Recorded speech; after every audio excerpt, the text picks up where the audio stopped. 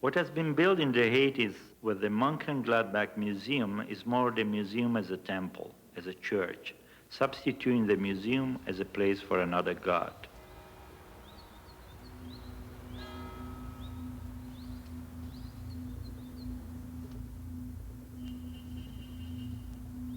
And art is the new religion of today, where you go, you don't understand, but you trust.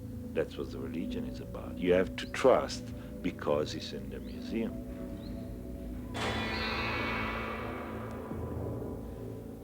Anselm Kiefer's massive winged book captures both the spiritual and the material, the debasement of the word in our time and a persistent belief in it.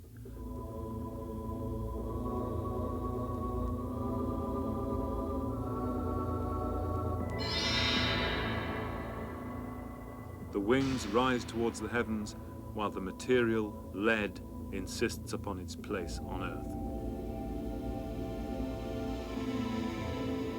In Departure from Egypt, Kiefer varies the surface texture, including straw and a metal pipe which suggests the rod of Moses, again to re-examine the symbols of belief that have endured in our culture.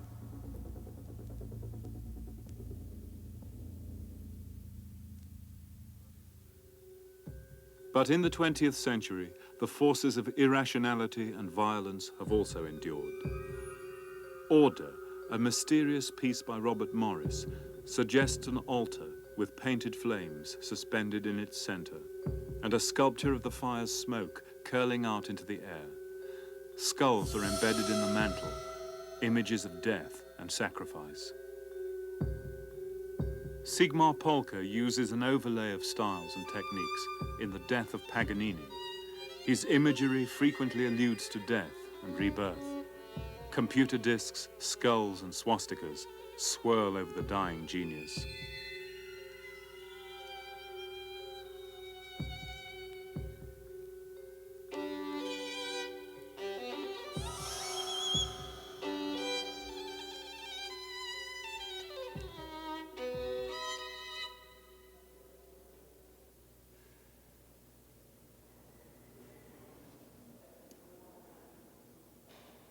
In this art, we seem to see the legacy of the West contaminated.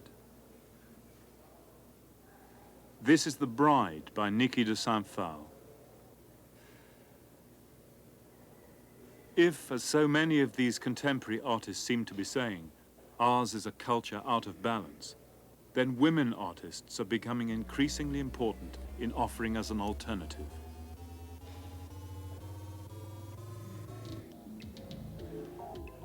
Western art has been grounded on the figure of the woman standing for beauty, for nature, for truth, for eros. In short, the woman is a series of cultural abstractions pronounced through the medium of her mute body. Feminist artists want to break through this condition of being mute, of the woman always having someone else speak for her. Sometimes this is done by parodying the roles women have played in traditional art. We see this in the work of Alexis Smith.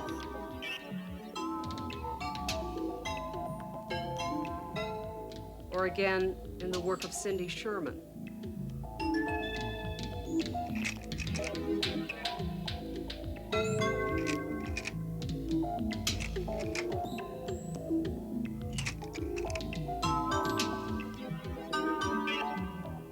Or by giving the woman's voice back to her, as in the work of Barbara Kruger,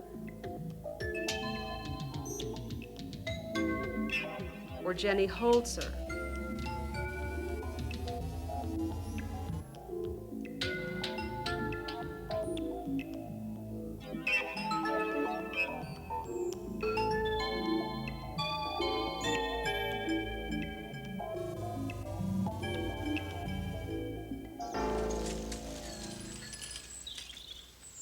This tower in Münster, Germany, was used as a prison for torture in medieval times and again during World War II.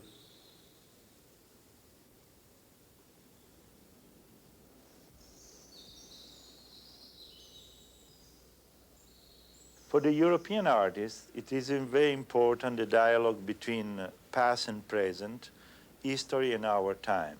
Rebecca Horn is using an abandoned building, not for romantic reason, but because it is a building that has a memory of the torture. And includes in the space the sound of torture, water dripping, hammers striking, so that the silence of history is broken.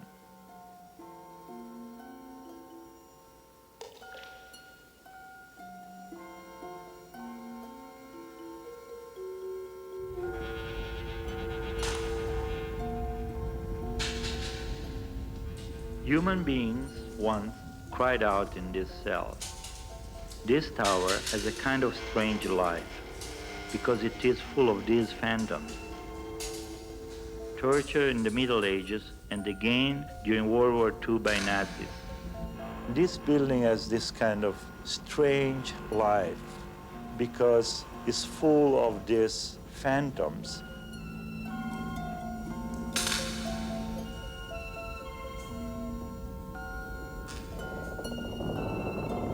The installation is temporary, to last for just 6 months. So there is a dialectical condition of the piece that relates the history of Germany to Germany today. Our works of art appear to have become ruins.